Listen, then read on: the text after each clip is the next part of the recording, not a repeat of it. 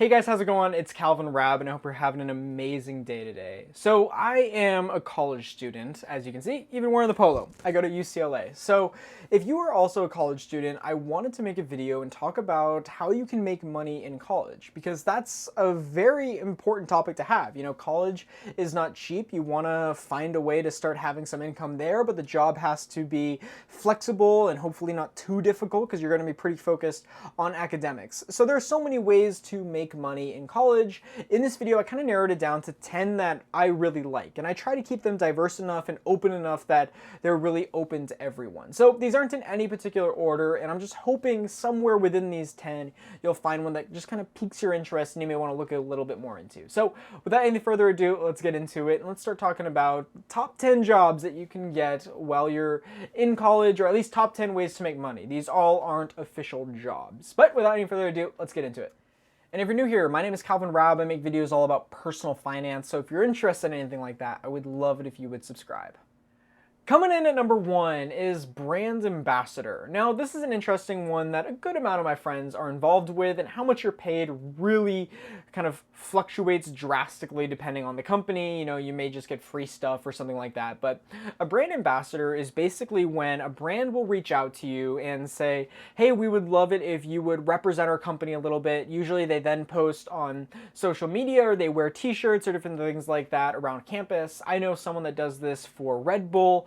I also know someone that does this for different like chip companies, the chips that you eat, and just different things like that, LaCroix, and just I've had a lot of friends do different things. So usually they're posting on social media, on their stories, and they get free stuff and they'll hand it out and different things like that. So this may be something that you want to look into. You can look into just brand ambassador online, and oftentimes for me, I have a lot of people just companies DM me and just say, hey, would you be interested in this? I am by no means anything special on social media or anything like that. I think this may be something that a lot of people get. I don't think a lot of it's because of my YouTube channel or anything like that. So you can look out for that, and you could also reach out to some companies, usually if they're smaller companies, and say, hey, would you be interested in doing this?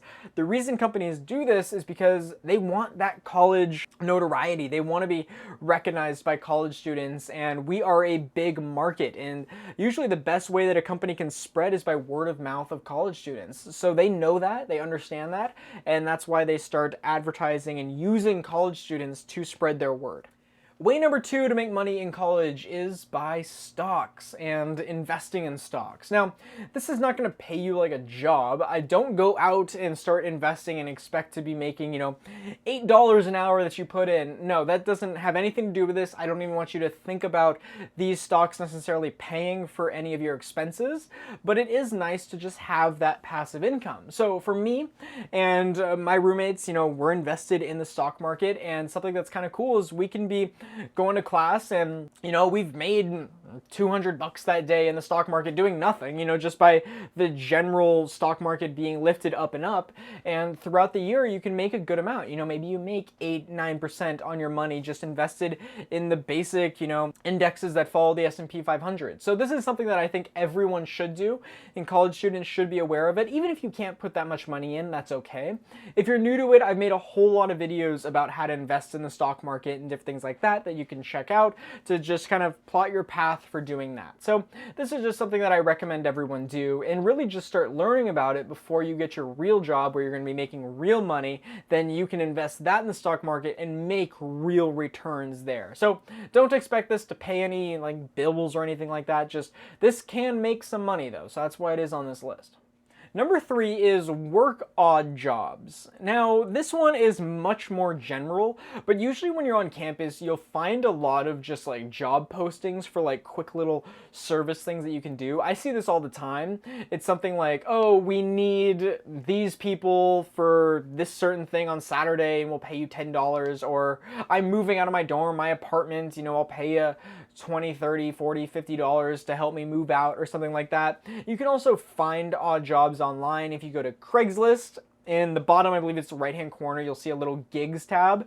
You can click on that and just find some interesting gigs that are around there. You know, maybe it's hanging lights or being part of some practice trial or something like that.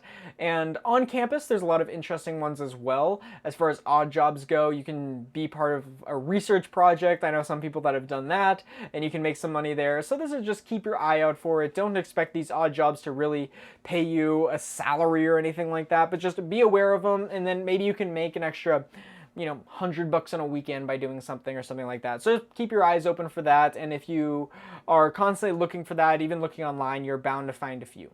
Coming at number 4 is content creator, and I know you can make money doing this because this is what I've done. This is how I've made some money in college. I've of course worked as well. This is not paying me a ton, but it is a way to make money in college. So you can do something like I have here, like a YouTube channel, you know, sharing some content that you really enjoy talking about, or you can get into blogging or a podcast or something like that. And it does take a while. You know, it took me about 4 years before I started being profitable on this YouTube channel and different things like that. So this may be something you want to look into, and if you can find a niche that you really like talking about, it can be a lot of fun. You know, making videos about personal finance for me really doesn't feel like work because I am very passionate about this topic. Coming at number 5 is become an RA, and an RA stands for resident assistant, and this is someone who lives in one of the dorm halls and is in charge of, you know, just remaining order there. They'll have to do rounds late at night and different things like that just to make sure that everything is in order, everyone is safe. You'll also deal with disputes in your hall and just answering questions and helping people really acclimate and just make sure that their college experience is doing well. Now, you can make money doing this as well. Different schools pay RAs in different ways. Usually you get free housing at the one school I was at my freshman year.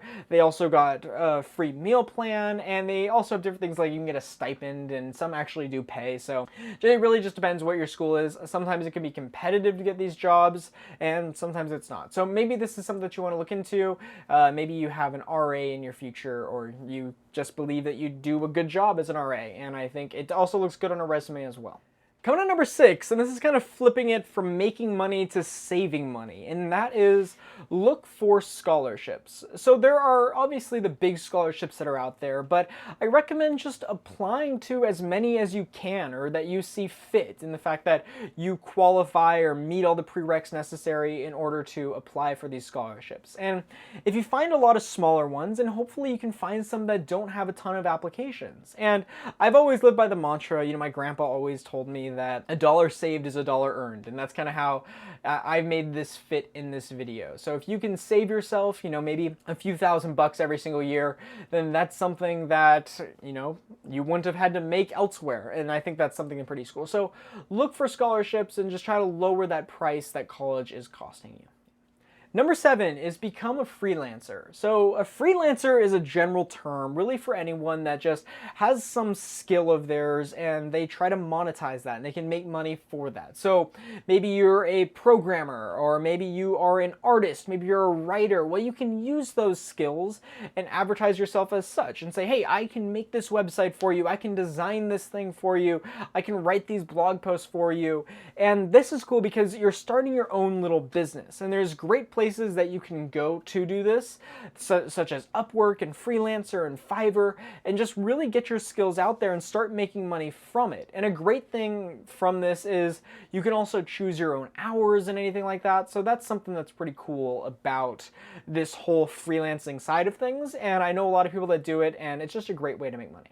Coming in number 8 is work on campus, and this is another thing that I did. I worked for the school. I actually worked in the computer lab, which for us was housed in the library, and if you had any trouble printing or formatting, you know, I helped a ton of people with Excel and PowerPoint and Photoshop and different things like that. You know, I was the point of contact for helping, and I helped, of course, a lot with printing. Don't know why, but every school I've been to, printing is so complicated. I do not understand why schools overcomplicate printing, but okay, that's a whole different, that's a weird rant that I have, but it's kind of funny. So You can work on campus. Another great thing that you can do, and I was very lucky to have this, is try to find a job on campus where you can study while you work. And this was fantastic in the library. You know, I would work, I'd say one of my common shifts was Monday from 5 to 9. And usually there weren't that many people in the library at that time. And that's 5 to 9 p.m., by the way. And I was able to really study the entire time. You know, I did have my little tasks that I would have to do. For me, I had to count everyone on the computers every half hour, but other than that, you know, I was able to get a lot of good studying done, and I could make, you know, I was making minimum wage, but after that, you know, I'd make 45, 50 bucks, and I'd also get a lot of studying done. So it was the best of both worlds. So if you can find something like that, then that is a fantastic opportunity, and there's nothing like being able to study and make money as well. However, there are some days, don't count on it being study hours. Sometimes I'd be like, oh good, I'm hoping I can study during that, and then it just happens that for 4 hours, there's tons of people that need help. I'm running all over the place and different things like that. So it varies, but you can find some nights when you're studying.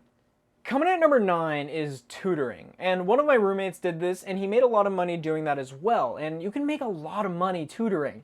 You know, oftentimes, especially on a college campus, there's a lot of people that may need help with something, so if you got an A in a class before, you know, you can sign up as an actual tutor of the school and get involved with that, or kind of go off on your own little entrepreneurial venture and start your own kind of tutoring company. And what's great is this is so scalable, because if you can really figure out online tutoring and different things like that, then you can really scale it and start tutoring, you know, all over the place via, if you're just over online, maybe Zoom or something along those lines. So this may be something I want to look at. Also, tutoring is great for understanding the material. So I'm someone that never officially tutored, but in the fact that I've never made money really from tutoring, but I've tutored a lot of people for free, at least as far as my friends. And I've always found that when I'm helping someone tutor, so for me, I did a lot of calculus tutoring because I'm quite good at calculus and I enjoy it. And whenever I was helping someone, it helped me learn that subject at a much deeper level. So that's another benefit of it. Plus, tutoring out of all the jobs probably makes the most per hour. So there's a lot of opportunities there to make a lot of money as well. Coming at number 10 is get a job. Now, this one probably isn't too surprising. In fact, you probably knew it was going to be on here, but it shouldn't come as any surprise. Just get a normal W-2 job. And there are tons of opportunities there for you, especially if you live in a college town. You know, they're going to be very used to hiring college students, you know, understanding that college schedule, and really do anything here from, you know, you can do more administrative work to busing or something like that.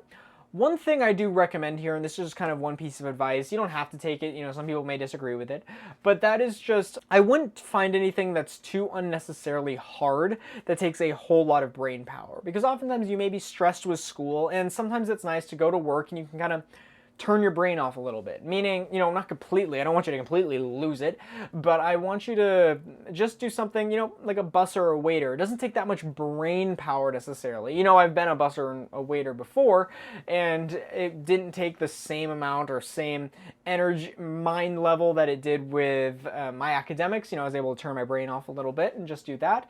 However, if you do find a job within the field that you're interested in, then maybe exerting that extra brain power is there for you, or you can just completely ignore that advice and, you know, pick a hard job and maybe it pays more. So that's something that just keep in mind. There's a small little tip I have for you.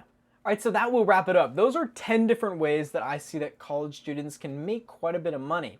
Now, those of course are not the only ways, so I kind of want to turn the question to you. Are there other ways that you see college students making money? Is there one that I forgot that should be on this list that is a great way for college students to make money? And if so, I would love it if you would let me know in the comments below. I'll be going through there. You know, this is of course a topic that I'm passionate about, and I look forward to talking to you guys about there and just seeing what your general opinions are on this. But that will wrap it up. Thank you guys so much for watching. If you're new here, I would love it if you would subscribe and hit that like button. That really appreciates it. And it lets YouTube know that, you know, this video may be pretty helpful for some people, so they'll share it a little bit more for me.